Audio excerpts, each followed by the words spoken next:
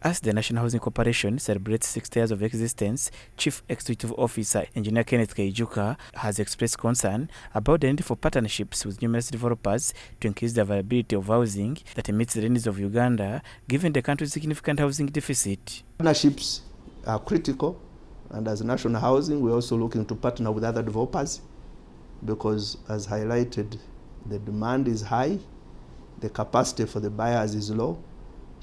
And the developers are few, so the fewer we are, we need to partner and see how we can produce housing that can fairly meet the needs of Ugandans. Engineer Keijuka, however, emphasizes the need to critically consider the issue of land as Uganda's population continues to grow while the amount of available land remains unchanged. Feeling as an engineer, as a planner, as the CEO of National Housing, that we need to look at land with different lenses. Land is a fixed asset. It is inelastic. It doesn't grow big, but the population is growing.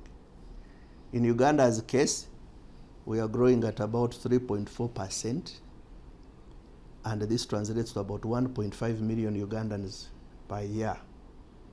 And because we'll move from the current 45.9 million Ugandans to 100 million in the next 25 years, it means that while the population is growing, land remains fixed.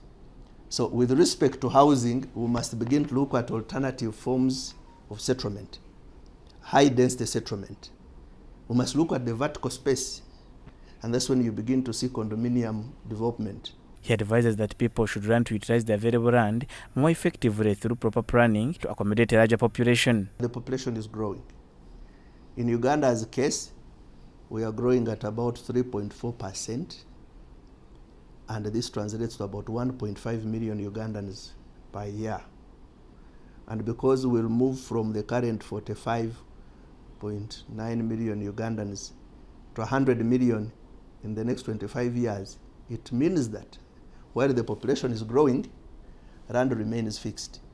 So with respect to housing, we must begin to look at alternative forms of settlement, high density settlement.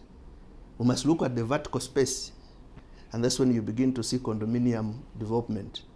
But when you tell a poor person that, look, you're going to be staying in a flat on level 10, in his mind, he already thinks that's not achievable. But remember, we must now optimize land use, because if we let all these houses keep sprawling horizontally, all bungalows, if you look at the end to end of Kampala city, it's like one big tent. And that's why you have all these floods in the city, because there is no water that percolates the ground.